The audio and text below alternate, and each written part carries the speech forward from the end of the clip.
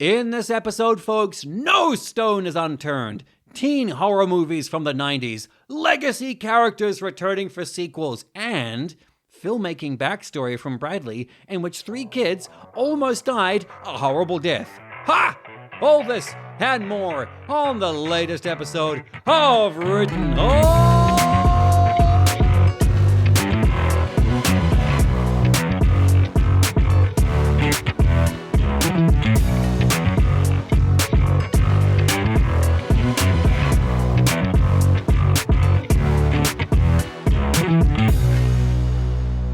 Welcome to another episode of Written Off. I am your host, Bradley Freeman. How are you doing today? Are you good? Yeah?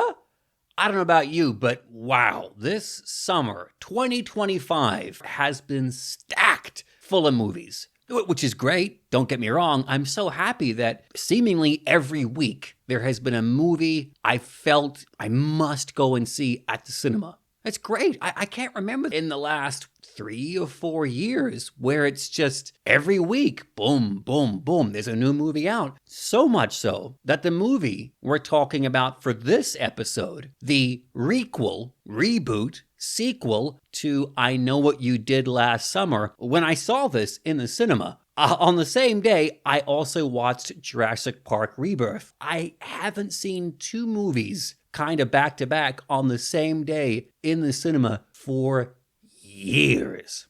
The last time I did that was actually with Mark. We were in Japan and we watched the Blade Runner sequel and Fruitville Station or something. Yeah, I mean, very tonally different movies, but it was a great day. Now, this episode is deviating quite a bit from our usual flow. Hi, you may have noticed that I'm not quite as participatory as I usually am in this episode. This one is special. It's near and dear to Brad's heart, but we kind of agreed that it was slightly less near and dearer to mine. So I'll be involved, I'll be there at times, but just sit back and enjoy Brad. And Mark's going to chime in with his own opinions based on what he hears me saying. I don't know, I'm kind of looking forward to seeing how it all turns out. If you like what you hear with this episode, hopefully you do, jump on our Instagram page, let us know what you think. I'm really curious. Written Off Pod on Instagram is where you'll need to go. Anytime you want to recommend a movie, you want to just chat with us, you want to call us a bunch of idiots, you're welcome. Written Off Pod on Instagram, in case you're wondering. This podcast, how can I search for it? I don't know what it's called. Written Off Pod on Instagram. Because the movie in question today is a legacy sequel to a teen slasher from the 90s, I think this episode is a really good chance to talk about those teen slashers of the 90s and to also delve into some of my backstory, which maybe you'll find interesting, maybe not, but either way, here we go. Teen slashers of the 90s.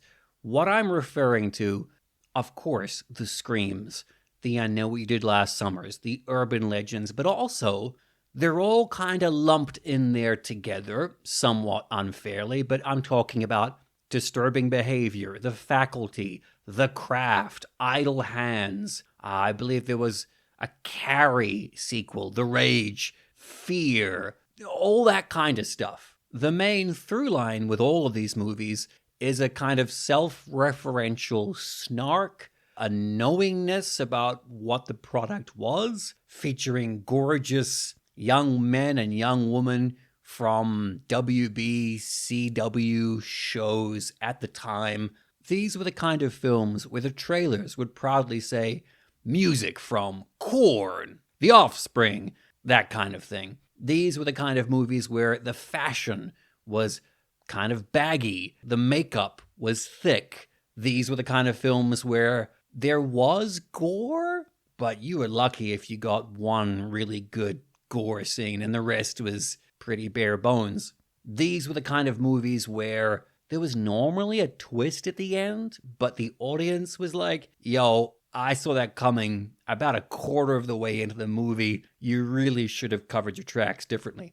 These kinds of movies. I'm not talking high-class cinema here. Scorsese didn't executive produce any of these. No, they were designed to sell magazines, soundtracks, the shows the actors were doing, whatever. They didn't expect too much of the audience, and probably, to be fair, the audience didn't expect too much of them either. You just went there with your girlfriend or your friends to have a good time, see some familiar people that you knew, be entertained mildly, and then boom, you were out of there. You forgot about it because next month, another one was coming out. And horror was easy. Horror was cool. Horror kids paid for. I just typed into Google horror films 2024 and just looking through the posters, you've got The Exorcism with Russell Crowe, you've got The Rule of Jenny Penn, you've got Frank Grillo in Werewolves, Josh Hartnett in Trap. I mean, really, the teen horror genre that used to be so prevalent has pretty much gone. The only thing I can see is Night Swim and Imaginary, and they're both produced by Blumhouse. What it used to be is no longer really there. And I wonder why that is. Is it yet another casualty of streaming? Does Netflix or whatever produce their own teen horrors at a pace that studios just don't want to put out in the cinema? I wonder. Now, disturbingly for some of you, yes, I was a teenager during the 90s. I was of age when all of these movies came out.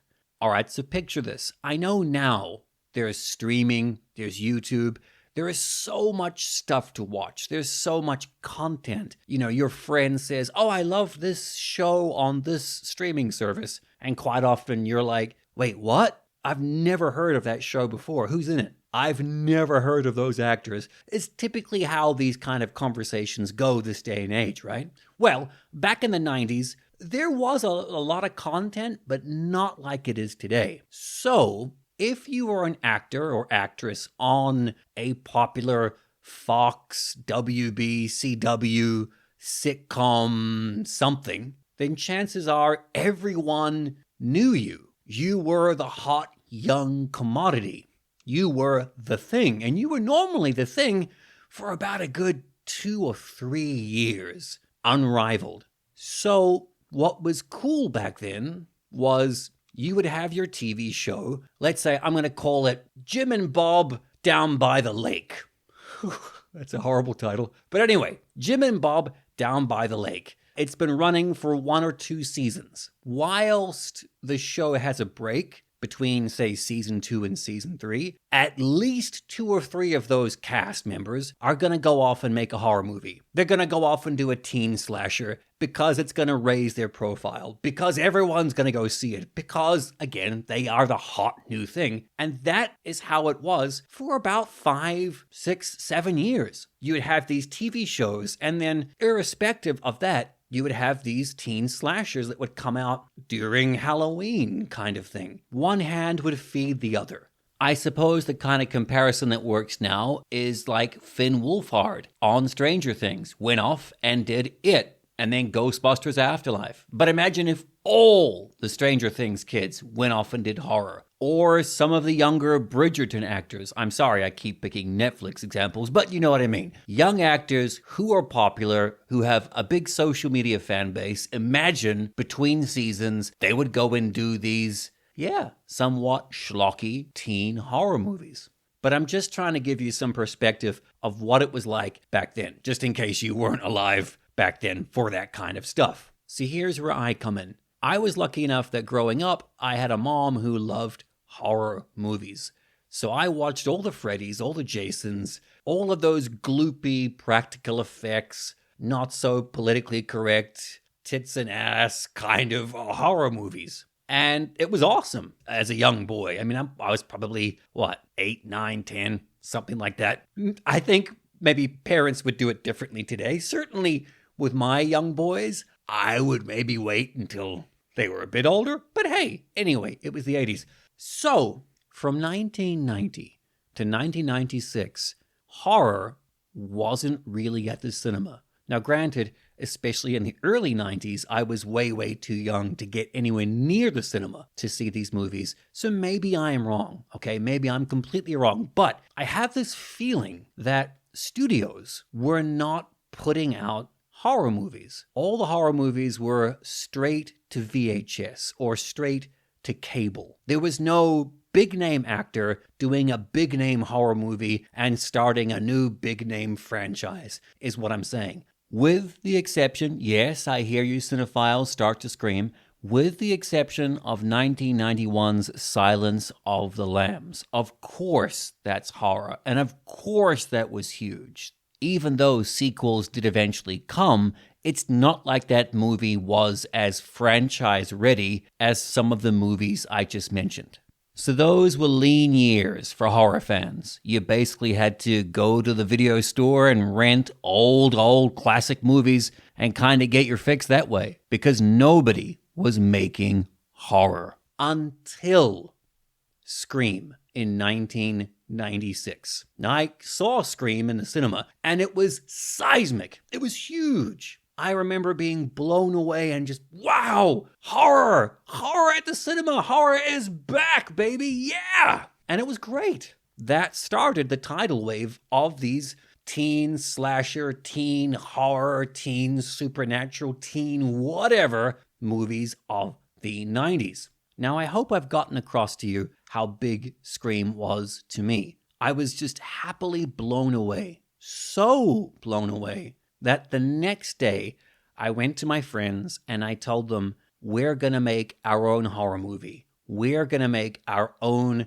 teen slasher movie. In fact, I'm pretty sure I just said, let's do Scream, but with us. Now, for some of you cinema fans out there, this is probably you too, right? You see a movie, whatever it is, whatever genre it is, you see a movie and it inspires you to do it yourself. That was me, 1996, Scream. Mark, what about you? During this time, the 90s, this horror wave, this rebirth as it was, I want to know about you. What were your feelings at the time? Were you going to the cinema just like I was and watching the next one, the next one, the next one? Or did it kind of pass you by? And right now, how are your feelings towards these movies now? Right. Most of that wave was happening either in the background or my most vivid memories of films like that would be that they would be on a TV somewhere at a house party in a room I didn't go into. And that is literally the case. I remember the first time I saw Scream, anything to do with Scream, I can actually remember the room. I don't know whose house it was, but it would have been at a house party in a room, a side room, probably the living room, but a room most people weren't in. And there were 2 or 3 people watching Ghostface running around. I know for a fact I didn't watch any of them at the cinema. Probably watched Scream and Scream 2 contemporaneously. So at that time, I think I Know What You Did Last Summer, the first one I would have watched. Yeah, probably I would have watched that around that time. But again, not at the cinema. I would say, one thing I'd say is it depends a little bit on your friend group, doesn't it, at that age? My friends at that time were music heads. So we spent our time listening to music rather than watching films that were aimed at us. Funnily enough, for someone who loves movies so much, I didn't spend a lot of time at the cinema during that time of my life, at least not. We were going to gigs rather than watching those films, which is interesting when I think about it now, because yeah, you would have thought, or I would have thought about myself, that I would have gone to see those films more. So it kind of passed me by. I would have probably spent more time watching films like Go, which again is soundtrack heavy, or even the deplorable Kids, the Larry Clark film. So my experience of it at the time was the polar opposite of yours. I didn't dislike them, but I didn't engage with them. I didn't feel really any connection with the characters. You described it very well. Sort of airbrushed, very good-looking young American teens, or dressed up as teens. Probably would have interacted more with the soundtracks, funnily enough. And question number 2 is a good one. I thought about it. I just find them incredibly dated because they have a very defined look, but it's a time capsule of a certain period. And I think the script is still funny and quite sharp and engaging, and the flow of the story is something that you could, well, as we found out, you could easily superimpose onto today. But the look and the sound and the editing style are so very much of their time and all aping each other and human centipeding off each other. So, but to be fair, I would say the same even about Fight Club or, a lot of those other films. I find a lot of them very hard to watch, like a lot of Tarantino of that time. They have a very, very particular style, which I don't like to say it, but they don't feel very sophisticated to me. So I don't really they're not things I really rewatch. Final Destination, probably more so because it has that comedy element to it. You can sit and put it on and people will all like squirm together. And I think that's something that probably has resonated longer and louder than something like I Know What You Did Last Summer. Unless, of course, you clearly have a very specific connection to those films. But yeah, for me and for my friend group, they were in the background somewhere. They certainly weren't in the foreground. Just to ask a follow-up question, because I found your answer really, really interesting. Now, you've seen horror movies of the 70s and the 80s, and they are incredibly dated. They are of their time. When you see a horror movie from the 80s, you know it is the 80s instantly. Yeah. But my question to you is, are those much more palatable than these ones of the late 90s? Yeah. And is that because you were of age in the 90s? Like you mentioned Fight Club and things like that. When you see movies from when you were a teen or young adult, what do the kids say? The cringe factor is high. Because they were around during that teenage, polarized, heightened emotion stage, naturally, whether it's right or wrong, you end up in a kind of for or against. And I wouldn't even say I was against those films. I wasn't, but they weren't in my wheelhouse at that time. The kids' films that came out 10 years before, I have a particular affection. Yes, they're dated as fuck, but I have a particular affection based on my progression as a person at that time. These films, wrongly, I've probably felt I knew who I was and I knew what I liked when these films came out. And I obviously decided that these were not really my thing. And that has kind of crystallized, how can I put it? Fixed as a thing that I'm not interested in. Whereas the 70s and 80s, I love the original Halloween, or it's before my time. So I engage with it in a different way. Yes, I know that it's dated. And yes, I know that it's something like Carpenter is very fixed in its own time period, but I don't have that personal resonance with it. It's a hard one to articulate my answer to, but I think the feelings that I get from these films, as I said, it's tied up and whirling around with all the things that were going on in my life at that time, which felt very dramatic and very important. Whereas if I watched something from the 70s, I wasn't alive. And from the 80s, it was not anything that would have concerned me or I would have known about. So yeah, it's a really good question. I think that mid to late 90s aesthetic, it does feel like a particular point in time, but then again, it would do to us, wouldn't it? Anyone who's listening to this in their 20s would be like, yeah, all right, getting a bit excited about this. But it had a particular feeling, it had a particular wave, and that wave, for want of torturing the analogy, crashed onto the rocks when we got to 9/11, right? So I think there is a lot of things that I've read and seen and thought about concerning that particular period and how it is viewed in retrospect based on what happened straight after it. There was a sense of hope, ambition, and fun that got ripped apart just, a couple of years later. So it has a certain resonance. Younger listeners, Mark, and I hope there are younger listeners, Mark makes an excellent point for you guys. This is an old movie. It's a classic movie, The Rock. Not the actor, The Rock, but the movie The Rock with Nicolas Cage and Sean Connery.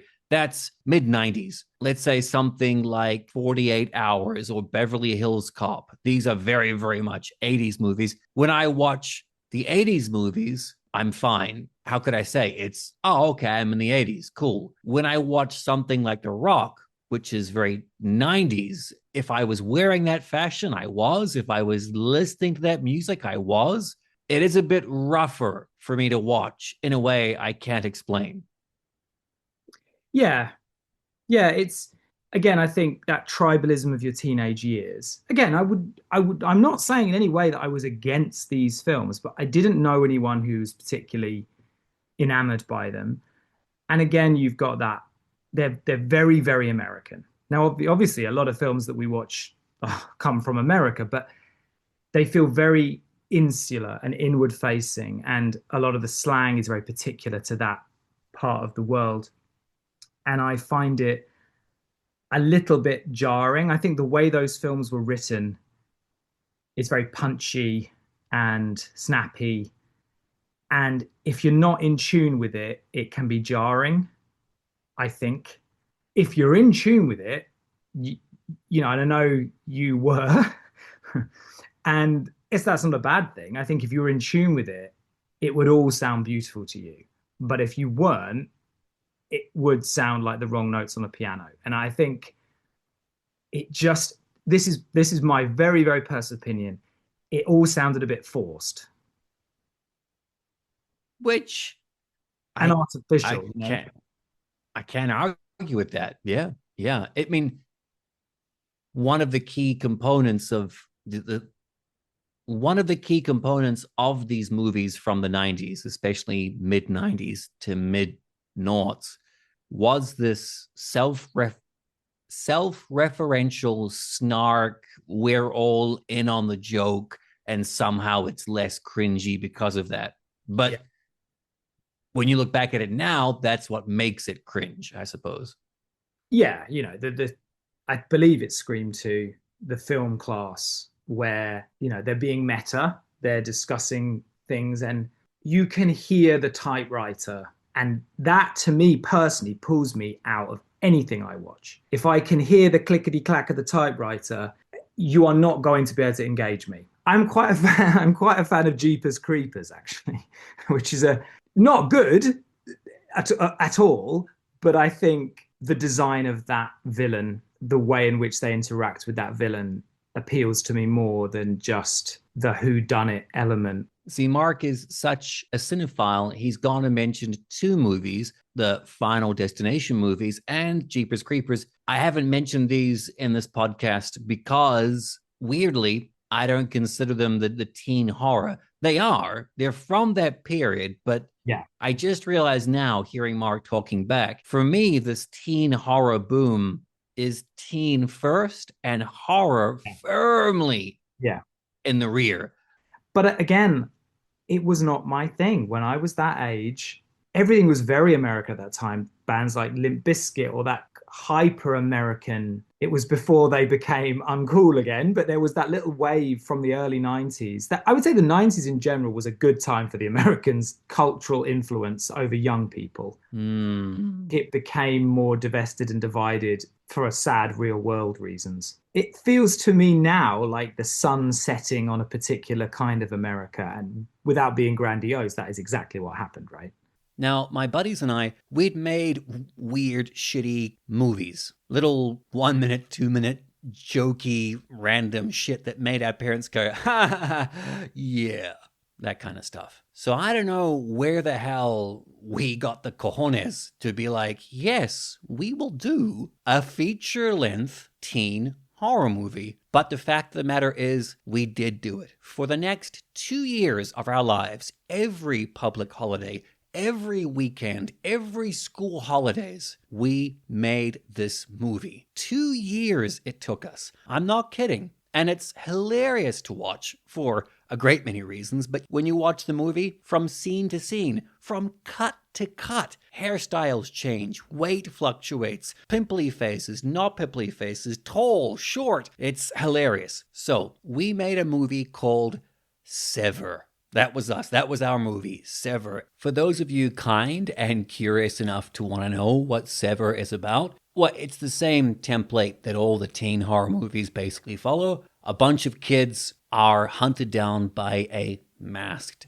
serial killer. I play the character of Mark, yeah, which is funny because, of course, I didn't know my co-host Mark back then. But yeah, I played a Mark. And it's about Mark and his friends as they try to reconcile with the fact that they're being killed off one by one by one by one. Meanwhile, the police chief, and again, we're teenagers. We were severely limited in terms of casting options. The police chief, played by my 15-year-old friend, the newly crowned police chief, and his assistant, Detective, get this, Freeman.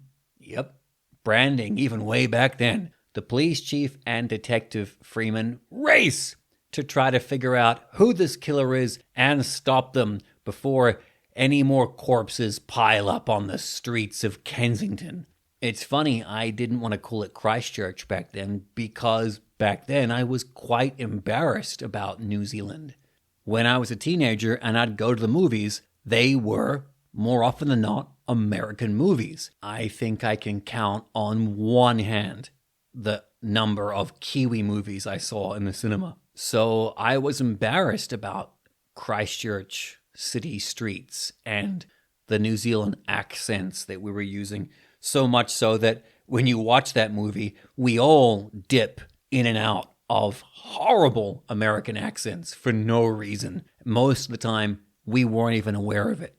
So a line in the movie is, "Hey, you're not a smoker." Smoker in the Kiwi accent is smoker, right? You're not a smoker. But for some reason, I said it like, "You're not a smoker," which is, weird. But that's what I did. And that's funny to me because now that I've returned back to New Zealand after a long time in Japan, I've had to kind of face up with that weird embarrassment that I used to have about all things cinema and New Zealand and seeing New Zealand faces and voices on the big screen. I think Lord of the Rings, Peter Jackson, helped a lot with that, pushing us into the world of international cinema, now to the point where New Zealand has been an incredibly popular shooting location for years.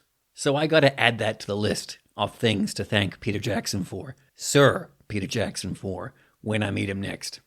And just like Scream, we peppered the film with tons of comedy, or so we thought. There was a killer in a mask, so you're supposed to, watch the movie and be like, who is it? Who is it? Oh, I think it's this person. I think it's that person. And I have to say, it was a blast. It was so much fun. This film, silly as it is, ripoff that it definitely is, amateur that it certainly is, this film changed my life. This film is how I got to where I am now. Writing novels, screenplays, doing theater, doing acting, doing podcasting. All of this kind of stuff, this outgoing, creative me, comes from this movie, comes from those moments of writing a script, sitting down and writing dialogue, trying to work out what would entertain not only us, but hopefully an audience watching it later on, trying to craft suspense. We were crazy horror fans, so we knew what worked, we knew what we wanted to do, but let's be honest, we were fucking kids. I was 14 years old when this movie started. 14 years old all the way to 16 years old. So it's not like we had a budget. It's not like we knew how to do gore effects or prosthetics or anything like that.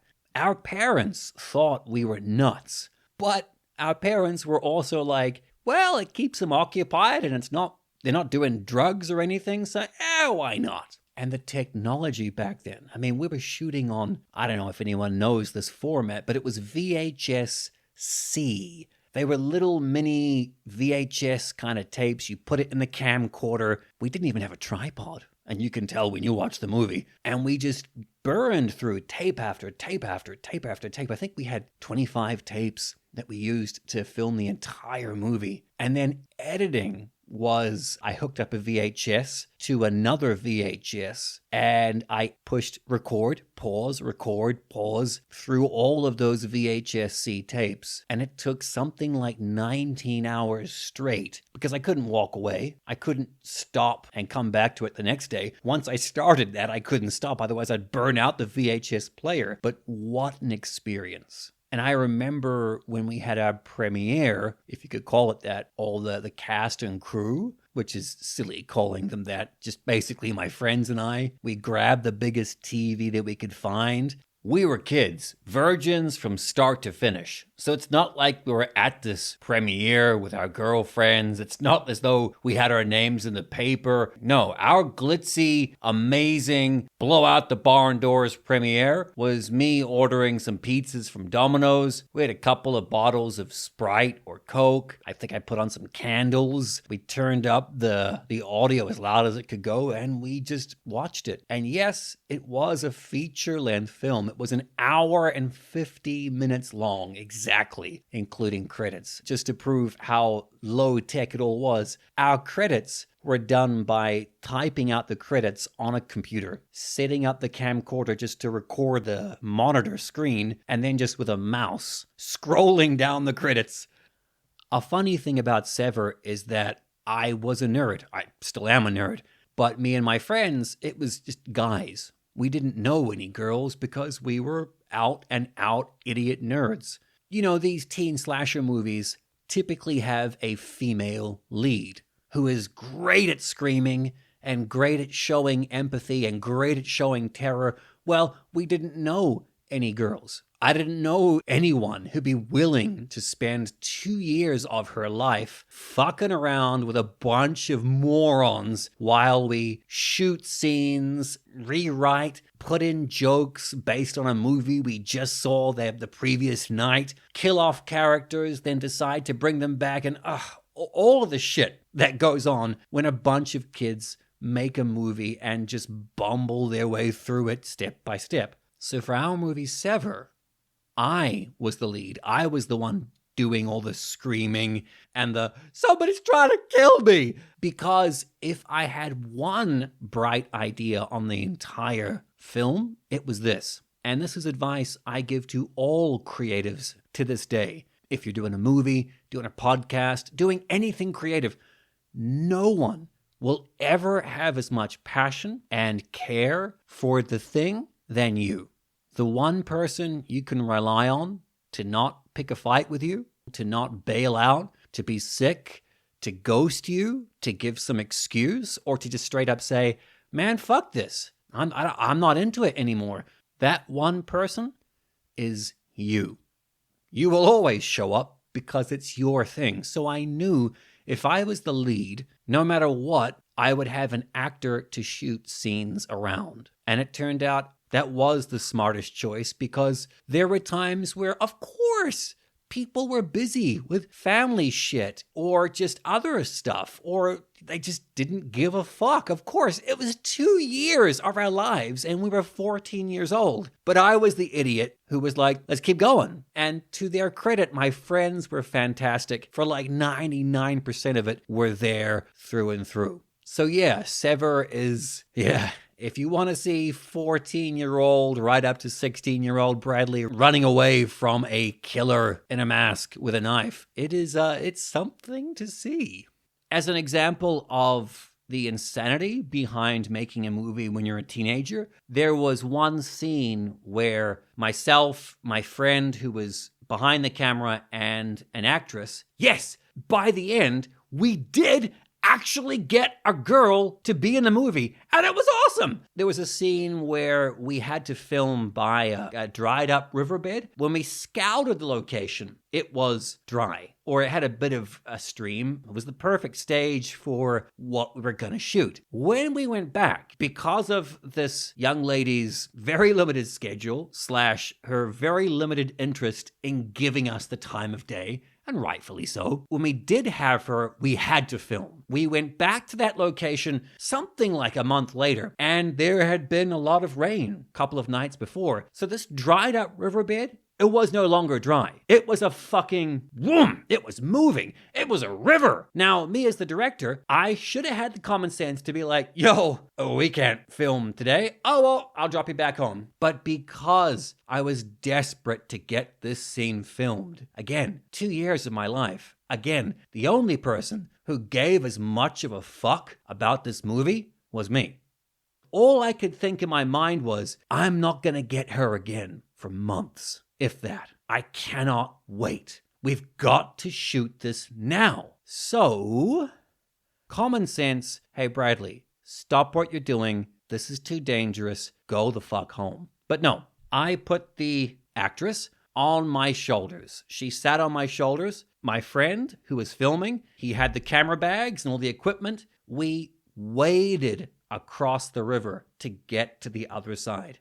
Fucking idiot. Could have gone downstream. Could have found another way to get around. But no, just went straight on in there, all the way up to my fucking neck in this not raging river, but there was a definite strong current. It was zooming by us. And of course, my feet slipped because of that current, and in we both went. My friend with the camera and all the equipment, his footing slipped, and we got swept downstream. Now, obviously, I'm here, so I'm alive. Everyone made it out alive. Don't worry. But what happened was we got swept fucking downstream. The camera bags, boom, they were gone. Luckily, otherwise there'd be a very different end to this story. There was a fallen tree going across the river.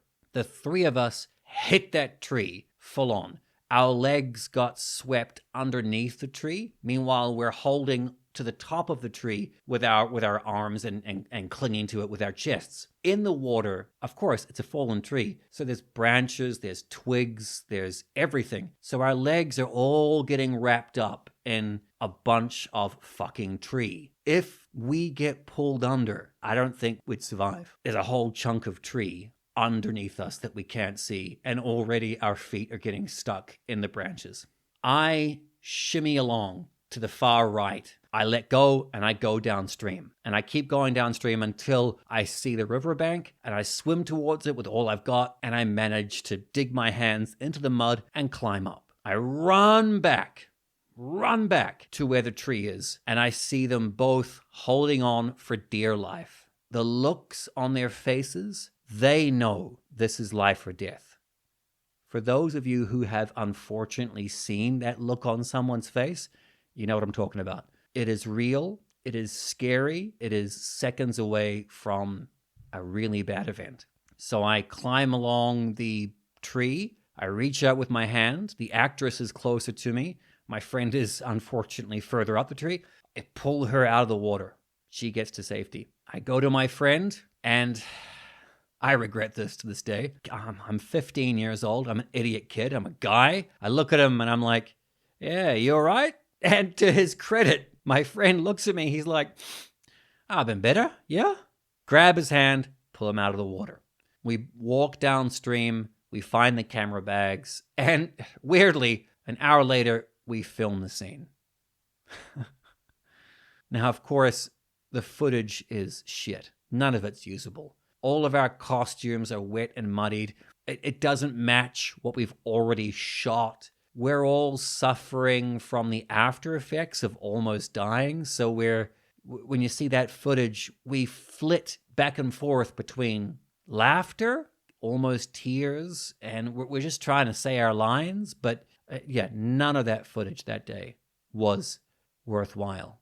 Yeah, it's something I will never forget to this day. How that movie, my stupidity as team leader, I should have known better, and I didn't.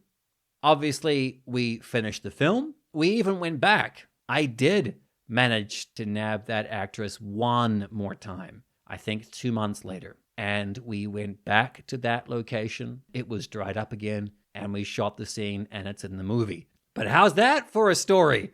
Making a no-budget, beyond independent teen horror movie. If only the finished film was half that scary. So how was that? Was that okay? Did I give you enough backstory on the teen slasher zeitgeist of the 90s? And what about me? Hopefully now you know why I kind of do the things that I do. It's all because of that movie I made in the mid-90s with my friends because of teen slashers. It might not be much, but for me, it was important. Now, as proof of our friendship, Mark has seen Sever. Long story short, living in Japan, I knew Mark for years.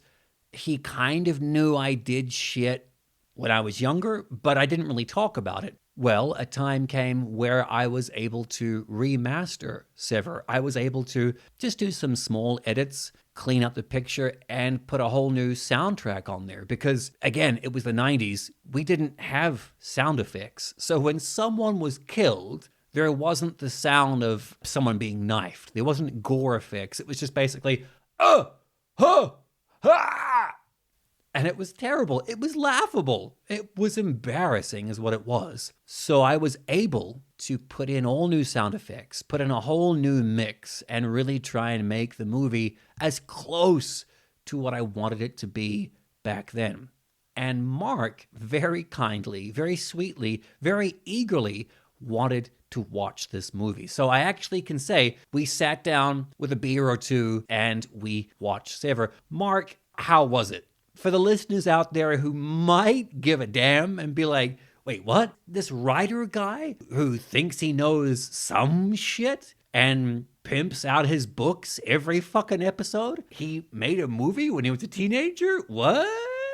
How would you like me to talk about it? As a piece of art or as something that my friend made or? Whatever the hell you want. See, I would say, like I've just been talking about, for me, a lot of those films at the time were so stuck in the Americanism of it. With yours, there's a charming... See, I think when you watch something like that, yes, you feel the influence of these films we've been discussing with the reveals, but you also feel your love of Spielberg as well, because the characters are written in a much more... How could I say? The characters are a lot more endearing. There's a little bit of snark, but there's that wholesomeness that you'd get in either a Stand By Me or an E.T. or one of those kinds of things. I mean, for people listening now, almost like a Stranger Things, these characters quite like each other. And I felt actually, maybe this is too big of a compliment to you, but those characters that I was watching seemed like they knew each other. When I watch I Know What You Did Last Summer, I don't believe that those are actual characters that know each other. To me, it looks like they've literally just landed on that street in that school and they've started talking. I never, ever was convinced that those characters knew each other before filming had started, which to me is a cardinal sin. Obviously, what I was watching when I watched yours were a bunch of mates who actually probably were just being themselves a lot of the time. And so there's a lot more warmth. I don't mind snark or clever banter or however you want to put it. But in a lot of those Scream or I Know You Did Last Summer, there's not any warmth. To me, it's cold. The interactions between characters are cold. The way that they live or die, it's cold. They don't care about each other. I guess that's one probably reason why I wouldn't have really connected with it. And I still don't, because they're not interested in each other's well-being. Whereas in yours, I didn't feel that. There is a real warmth to what you do anyway, because that's a big part of what influenced you, is much warmer tones. You know, even King, and we can talk a bit more about Stephen King, perhaps we shouldn't, but he writes warmly, and so do you. Whereas I don't think Scream, I Know What You Did Last Summer, what's the other one called? I forgot what it's called. Urban Legends. Every character in that, to me, is primarily and singularly self-interested. And you know my opinion on people who are self-interested, Brad. That, to me, is always going to be a sticking point. If you don't care about each other, why should I care about you?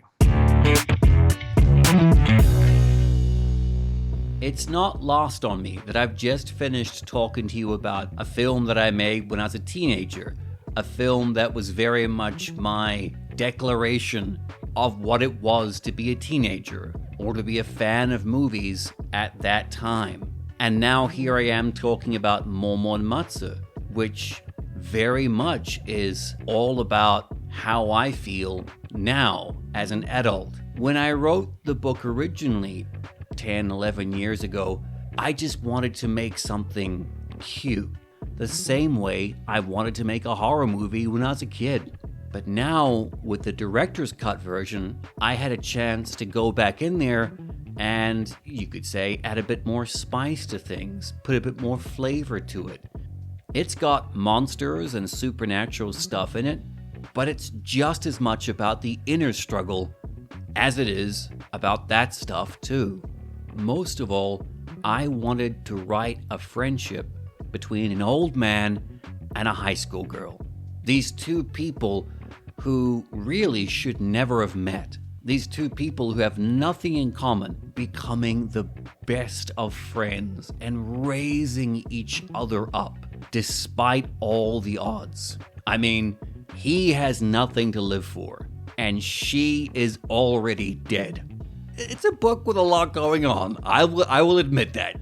It is available September 22nd on Amazon, whichever Amazon portal you like. I've tried to keep the book as cheap as possible. Ebook, paperback, hardcover versions, or you can jump on my site, bradleyfreeman.net, and you can request a signed paperback. I'll write something inside based on whatever you want. Maybe I'll include a cute pug bookmark. All I'm saying. Just like how I was able to show Mark the remastered version of Sever and kind of get it as close to the original version that I had in my head as a kid, this director's cut version of Momonmatsu is honestly the version I wish I could have written 11 years ago. I just had to live through life a bit more to get there. And now that the book is almost out, I'm just so happy people get to read it. Anyway, I'm pretty sure we all came here to talk about I Know What You Did Last Summer. Let's get back to the show. The two franchises which tower among all the others are, of course, the Scream movies and the I Know What You Did Last Summer movies. They hold a very, very special place in my heart, obviously, because of everything I just told you. But also, I think they're just probably the best of that genre. I mean, Scream somehow keeps going from strength to strength. The last couple of Scream movies in particular have been far better than they deserve to be. Just really enjoyable. I like them quite a bit. Even the Scream TV show wasn't so bad. I Know What You Did Last Summer has always been the kind of mongrel of it all. You've got Kevin Williamson, who after Scream was the hottest horror ticket in town. They gave him the Halloween franchise, for God's sake. And then he got to make his own movie, Teaching Mrs. Tingle, based on all of this. And he's still going strong today. But I Know What You Did Last Summer was never as big as Scream. It was never as hip as Scream, despite having high-profile actors. Like, that first movie has really gorgeous cinematography, and setting it in a lakeside kind of seaport town, it gives it its own flavor. I'm not going to call it the scariest movie of all time. I'm not going to call it the goriest movie of all time. I'm not even going to call it a shining pinnacle of what it sets out to do. No, but it is fun and it is effective. I had a huge crush on Jennifer Love Hewitt growing up. So for all these reasons and more, I Know What You Did Last Summer is a special little film for me. The sequel, directed by Danny Cannon, I Still Know What You Did Last Summer, set in the Bahamas. Yeah, that's not such a good time at the cinemas, even though I saw it opening night, and weirdly, out of some sense of fan responsibility, the very last session in New Zealand I went and saw at the cinema before it departed forever. I've got some weird sense of fan responsibility with this franchise that I can't explain, and I don't even want to get into. The third movie, I'll Always Know What You Did Last Summer. Yeah, let's not go there. The Prime Video remake TV show, it's horrible when the first thing that you think of is the word dull. I wouldn't wish that on any movie or any TV show, but that's what that remake was. So we've been on a ride, you and me. We've talked about the genre, the teen horror genre in the 90s, and we've talked about my movie that was inspired from Scream and all of these movies. Let's get into the movie we're discussing in this episode, which is the 2025 legacy sequel, whatever you want to call it, I Know What You Did Last Summer. Because this is written off and because we normally have a flow, I'm going to stick to our regular episode template by starting off with a summary. This movie is set, I think, 2024, 2025, and like most legacy sequels, it tells the same story as the original, but with some small tweaks. So the original film featured 4-5 young adults driving in a car on a kind of cliffside road, and they are drinking and laughing and not paying attention, and they hit a poor guy. They just absolutely fucking smash their car into a poor guy, and they basically agree to dump the body. A year later, shit starts to go wrong for them because they get a menacing note saying, I know what you did last summer, and If you've seen that movie, then basically you have also seen this latest sequel, because it's exactly the same. A bunch of kids in a car, someone dies, they kind of sort of cover it up, and then a year later, they get a note and shit starts to go wrong. And following the legacy sequel blueprint, kind of? Is there a blueprint by now? Basically, you have your new characters mixing with the older characters, the legacy characters. Before we get into that, let's look at the good points. Let's talk about the good stuff for this movie. And if you haven't seen it yet, I'm going to go into spoilers. I'm going to spoil the ever-loving fuck out of this movie. So, forewarned is forearmed. What was good about the 2025 I Know What You Did Last Summer sequel? Well, I have to say, this is the first movie of this franchise that features a female director, female writers, and I believe a female cinematographer, which is great. Absolutely fantastic. It's great to have women in horror. I mean, we've always had women in horror, but behind the scenes. But I feel as though in the last, 15 years, it's gotten a lot better. And you're getting a lot more of the feminine voice in horror, which is always interesting. And for a slasher movie, you know what I'm talking about. Typically, it is a young girl, barely dressed, running away, sometimes in slow motion, from a masked killer, a masculine figure most of the time. And there's a chase sequence, and she falls over, or she fights to the death, but either way, she dies. And then you've got your final girl, which used to be in the 80s, the virgin. Now that's kind of changed, but still, you've got your final girl, and she gets some inner strength from somewhere, and she defeats the killer, and 9 times out of 10, it's a dude. It is great to have a female voice entering into this template and making tweaks. A lot of the stuff that I thought was really, really good came from those kind of points, those slight tweaks.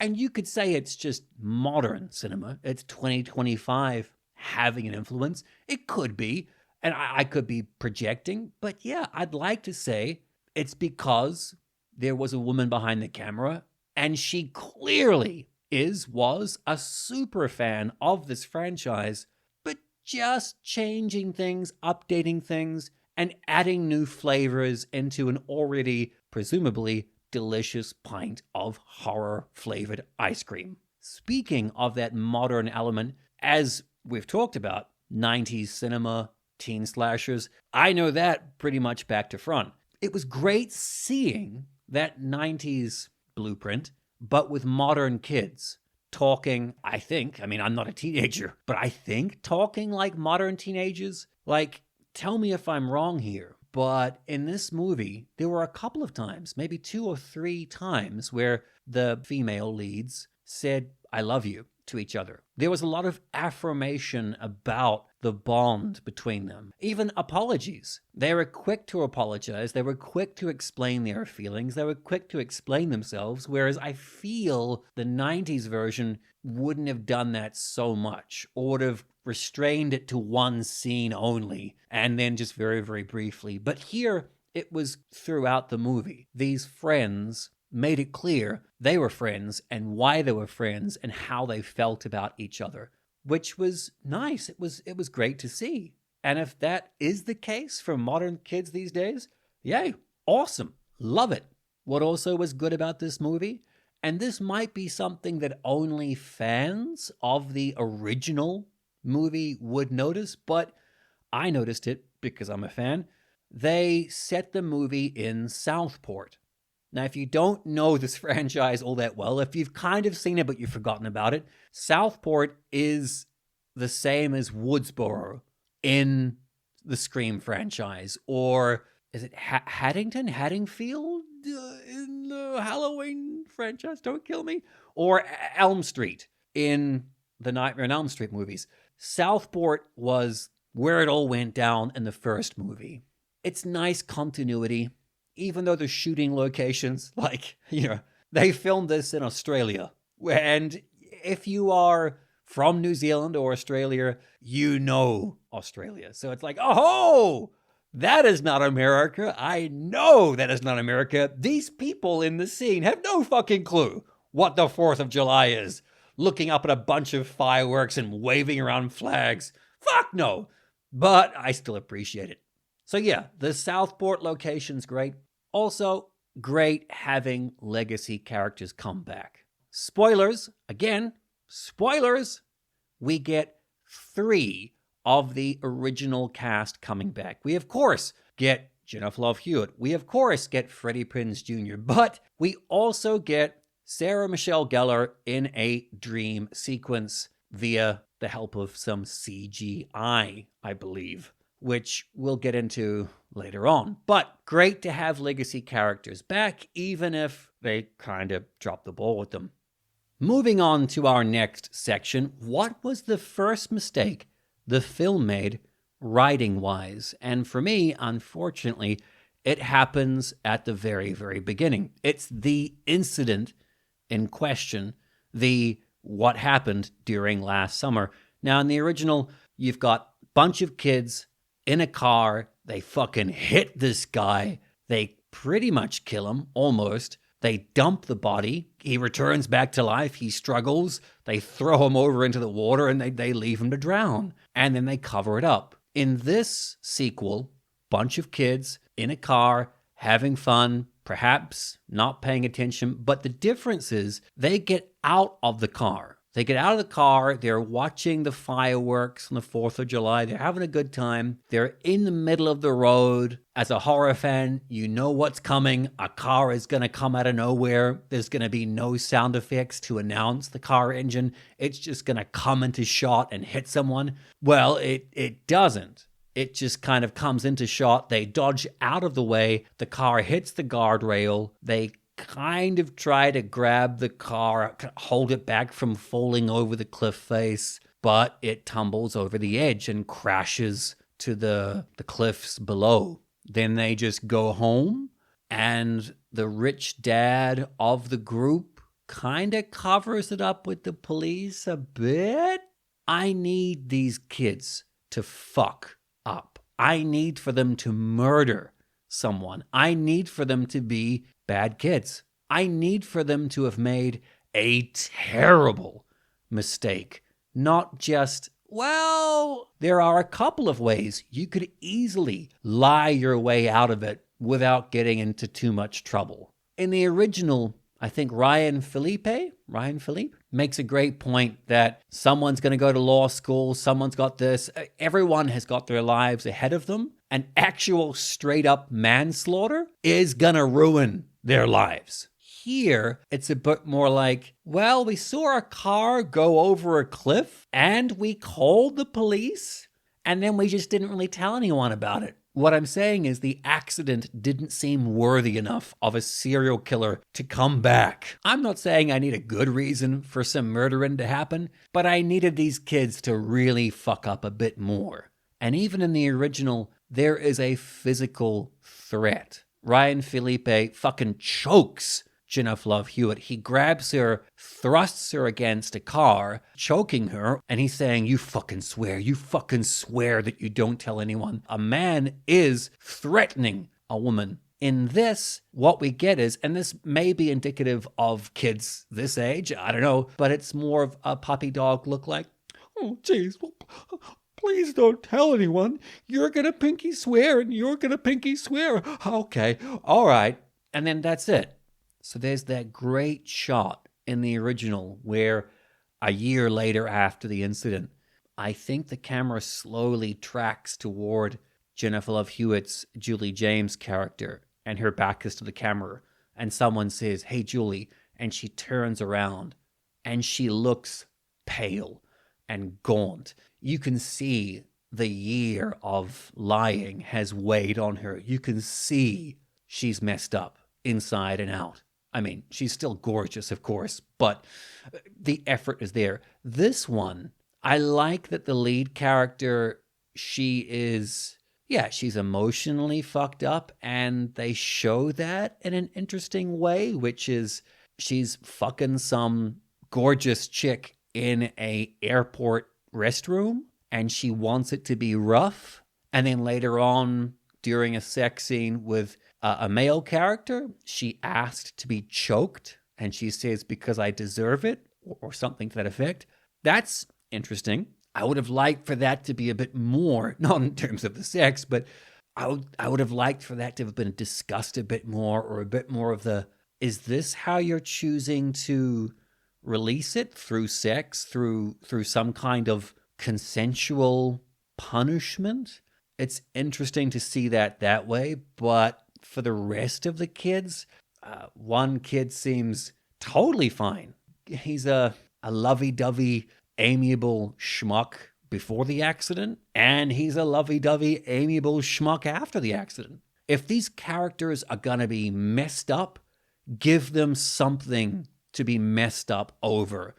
Now we're at, why do you think they made the story choices they did? Now it's time to talk about the returning characters from the original movie.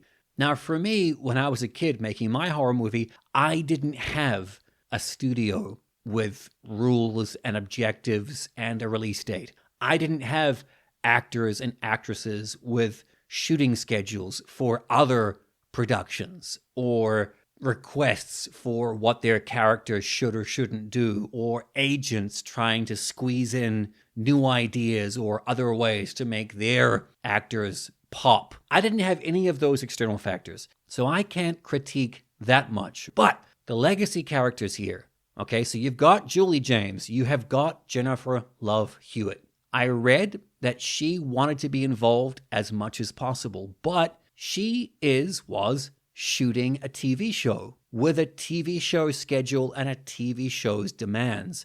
Multiple episodes per year. And she's already locked in that contract. So in this movie, she's not in it that much. She is in 3 scenes, and they're all pretty much at the same location. And then she's in the final basic scene at the tail end. The character that I empathized with the most, and certainly the actress which I fawned over the most, the reason I went to see this movie, but she's just not in it that much. The Freddie Prinze Jr. character, Ray, he is in it for 3 more scenes. He does play in it more. And as far as I know, he wasn't on a TV show or something during shooting. So maybe he had a lot more freedom. Because of that, they put him in there a lot more. Sarah Michelle Gellar, I have to commend her for the press. She did a great fake out. People, of course, asked her, oh my God, are you coming back for the sequel? And she said, I died in the first one. I wasn't in the original sequel. So how could I come back for this one? No, I'm dead. But they brought her back in a dream sequence. So again, this section is, why did they make the story choices they did? I think they made the story choices they did based on the actors that they could get. So your primary new core cast of kids, they feature in it from beginning to end. The legacy characters feature in it much more sparingly. So for legacy sequels, Mark and I, we always bring up The Force Awakens or Ghostbusters Afterlife, but let's go for a fresh example for a change. Let's go for Karate Kid Legends. The Daniel LaRusso character only shows up about halfway through, which is pretty much standard, it seems, for legacy sequels this day and age. And that's the same for the Julie James character. She comes into it about 30 minutes, maybe, and she's in it quite sparingly. The same way Ralph Macchio, Daniel LaRusso, is in Karate Kid Legends. He's in there, I would say, a lot more than Julie James. He certainly plays a much bigger role than Julie James, but he's also in it sparingly. Whereas Jackie Chan, he's in it almost from the first scene, and he is crucial to the storyline, and he does shape the course of the main character throughout the movie. That is a legacy sequel which kind of has it both ways. You can introduce your returning character in the middle of your movie, and I think that gives it a weight. You've got your time to get used to your new characters, and then when the returning character comes back, it's like, boom, here we go. But also having your legacy character be in there from the beginning and tying it deeply into your lead character, it's a bit of a cheat, but it helps you like that lead character more/faster. Oh, well, if Jackie likes him and Jackie smiles at him and Jackie's worried about him, I guess we should be too, right? Whereas for this movie, I Know What You Did Last Summer, they're sticking with the more traditional legacy template, but this one didn't work so well in its favor. So the events of 1997, as they refer to in the movie, the town knows about it, but no one really talks about it, no one dwells on it, and it doesn't seem to have had any impact. We later on find out after the events of 1997, the town fell into a kind of economic slump.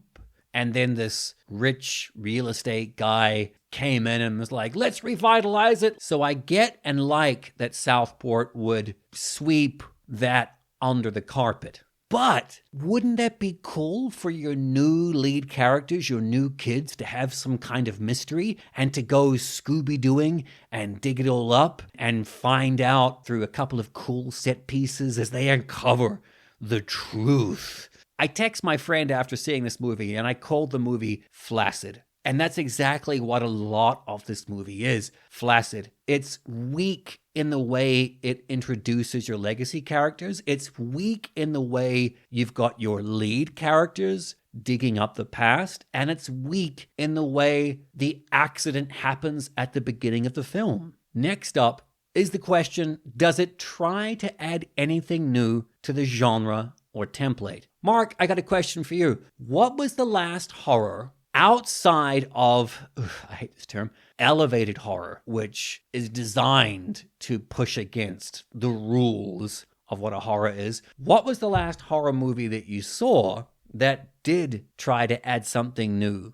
Maybe Creep 2. The writer star of Creep was disappointed with Creep 2. I think he was disappointed in the finished product, but I thought that it was a fairly interesting way of developing a story with a particular character. I actually watched it with co-workers very recently, and their reaction to it was quite fascinating. Almost 50% bored and engaged, if that's even possible. So when we got to the end, anyone who's seen it, there's a sort of double jump final reveal of what we've been watching all along, but we didn't realize what we were watching. People that've seen it, that makes sense. But when you end a film like that in that way, it is a very definitive full stop. I'm always interested in how any film, but particularly horror films, will try and get around a full stop. And I thought what it did was quite clever. Don't think it's completely successful, but I thought that was quite clever. So if you're asking me about horror sequels, that's one that comes to mind as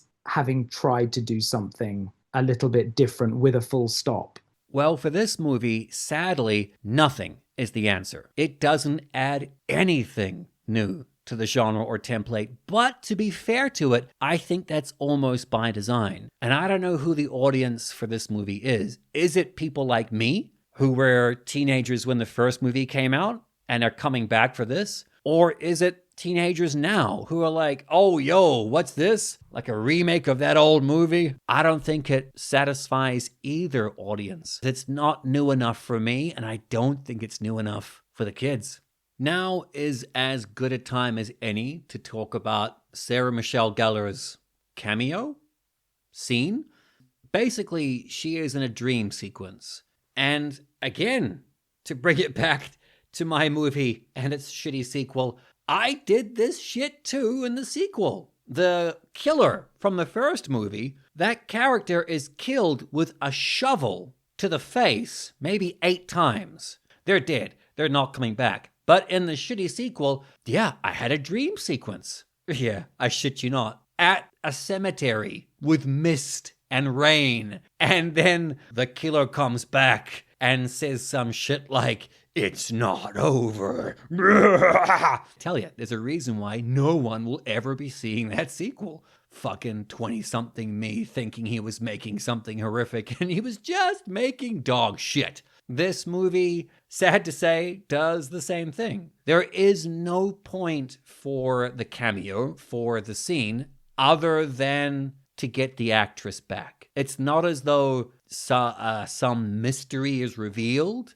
You need to look under the floorboards, or something like that. No, the only purpose is to get Sarah Michelle Gellar back for a cameo, and then, weirdly, follow up with your CGI by having her face melt, decay, and turn into a rotting zombie corpse face. And of course, the character wakes up. Oh. You know you fucked up when that scene could be cut and the audience would be none the wiser. The characters never reference it. It has no bearing on the rest of the movie. You just put that scene in there. You just spent that de-aging money or that CG rotting corpse money just for a minute 25 of nostalgia baiting, fan service, but without any merit. The final section of this podcast: what scenes would have made it better? I've been kind of dodging around the spoilers, but let's get into it. The killer of this movie. There are two of them. Now, typically in the I Know What You Did Last Summer movies, it is one killer. In the first movie, is it Muse Watson? He is the grumpy fisherman, and he is killing the kids. And in the sequel, he's back. He's grumpier than ever. And in that sequel, they shoot him. They shoot him point blank into an open grave. And in the third movie, he's a zombie. He's a rotting supernatural zombie thing with glowing eyes. In this movie, it is one of the kids, which I suppose is fresh. Yeah, okay. And the movie does try to have a few red herrings, like, oh, it's the priest. No, wait, it's the cop. No, wait, it's the real estate rich dad guy. It does try to point fingers. And I like that all the finger pointing was basically to old white dudes. Pretty soon, you start to sniff something is not right here. It's pretty easy to guess the kid is it. But then you're left with questions. Wait, how heavy is this dude? Because it sounds as though he's fucking just raising his feet and doing the Irish jig wherever he fucking walks. Clumpity, clumpity. So then when the kid reveals themselves as the killer, you're like, wait, no way is she that heavy. No way has she been clumpering her way through this movie. And also, yeah, she ain't that strong. Pretty quick, you're like, there's someone else. Spoilers, it is revealed to be Ray. It is Freddie Prinze Jr. So the movie is basically saying to you, your hero from your first two movies, co-hero, a dude which survived the original fisherman attack and saved Julie James, the love of his life, and in the sequel was hospitalized by the fisherman, went on a rampage to get to her, to get to the Bahamas, to save her in time, and to stop the fisherman. This guy, from that point onwards until now, 30 years or 25 years, whatever, has become so twisted and upset that the town doesn't acknowledge what happened in 97, that he is willing to put on the fisherman costume, grab a fishing hook, and fucking go out and kill a bunch of teenagers. It's a choice. It is a choice. But it's not a choice I think is very effective. And unfortunately, the dialogue they give Freddie Prinze Jr. and the final standoff that they give him, or even the reveal they give him, it's like, here he is. I guess he's the bad guy. He's not threatening, really, at all. And he's not that imposing. And they're not giving him much to chew on. And he's suddenly leaning into these lines like, you kids, you never listen.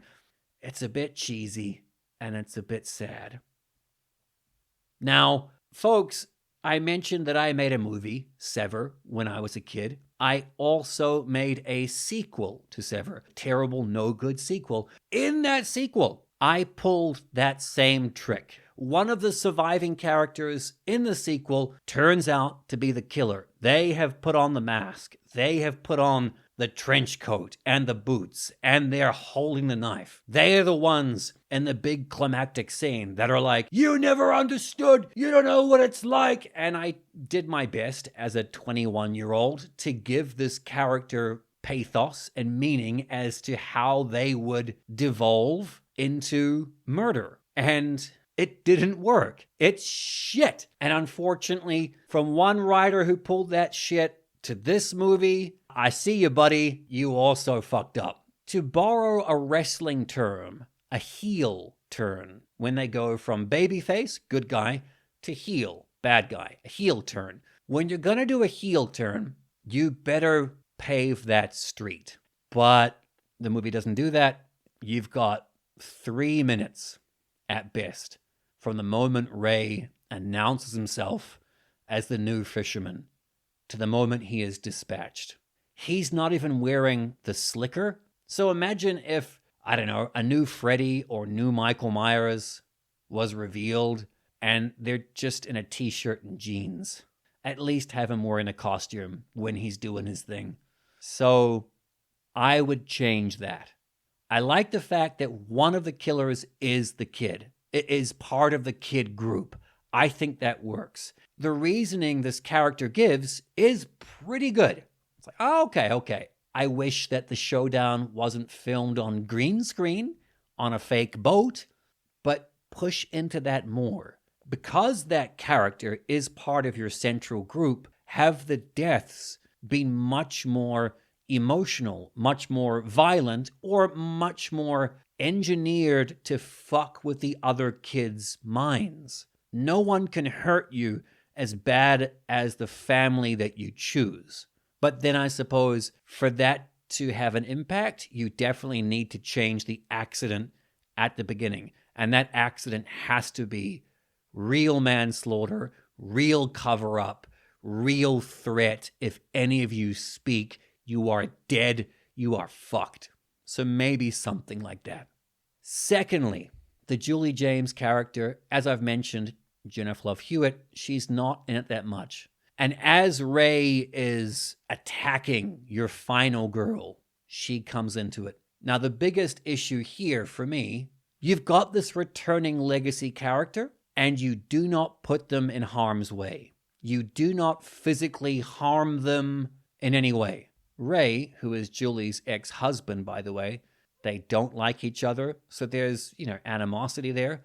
A person that you loved and you survived, not one, but 2 serial killer attacks with, now reveals himself to be that new serial killer, and he's throwing it in your face. And he's about to kill you.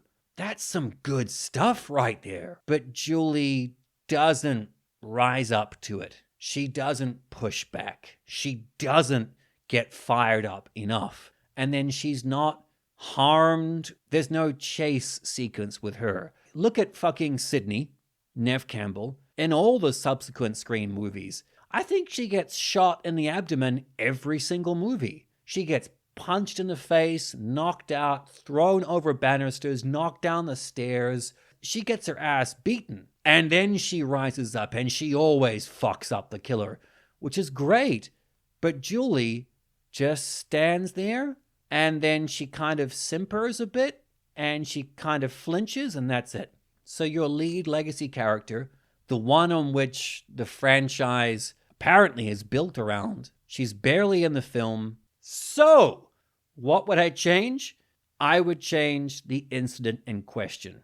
Make these kids culpable. Don't make them fucking awful. Like, oh, I can't wait for all of them to die. I don't know why I sound like Al Pacino. Hoo-ah! Oh, gotta kill these kids. Oh, these fucking kids with the, oh.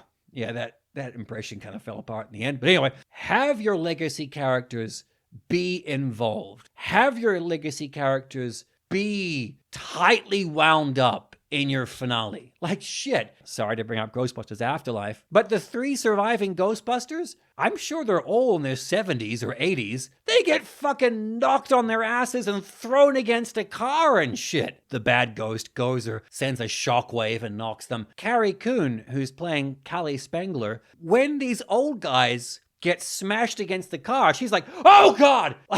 It looks as though the actress herself is genuinely terrified for these brittle old men. You've got to have that at least for your legacy character who is, 40-something years old, in perfectly fine health. You've got to have her get knocked down, have a fight, especially if the bad guy is your asshole ex-husband. Ladies, come on. If your ex-husband was a serial killer and you got the chance to punch him in the fucking face, oh, wouldn't that be cathartic? Jesus, you'd go to town on that fucking asshole, wouldn't you? And the audience would applaud. But instead, they don't do that, and they should have done that.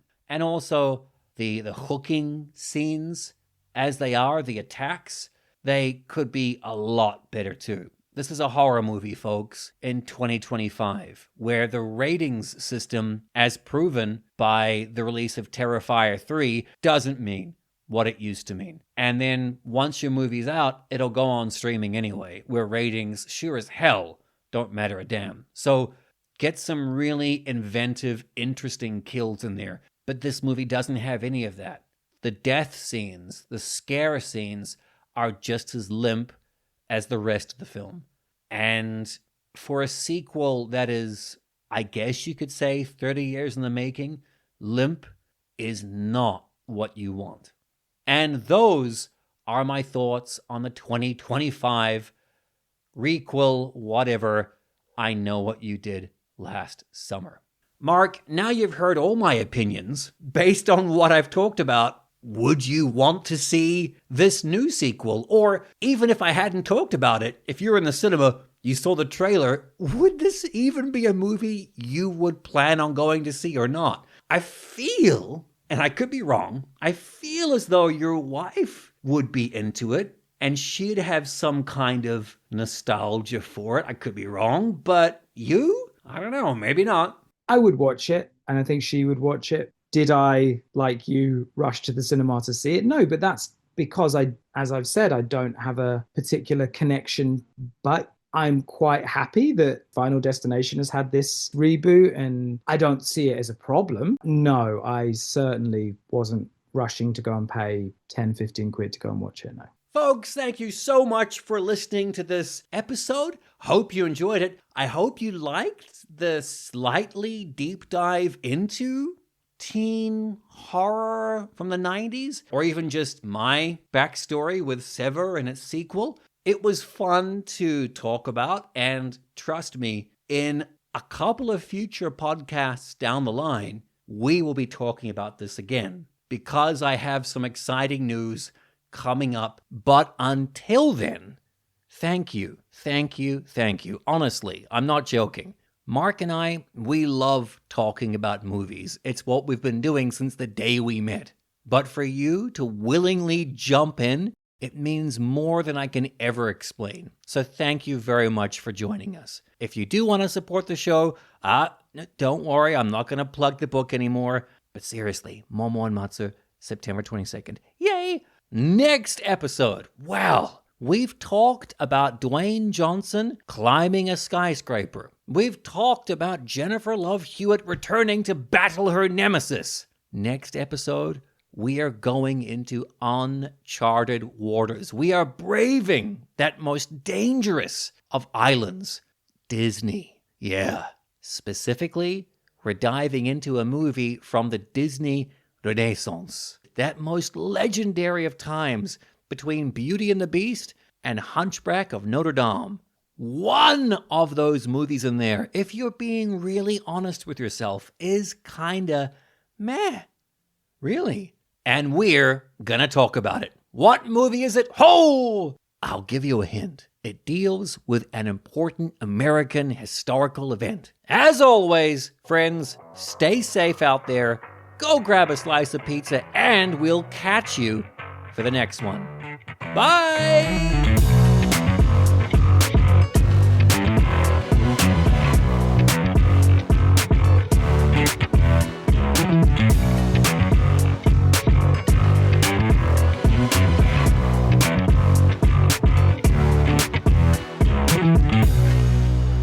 Written Off is hosted by me, Bradley Freeman, and Mark Tasker. It's produced by the both of us, and it's edited by me. Our theme music is by Skane, and our artwork is by Sketchfro. This has been a Pugnacious Podcast production.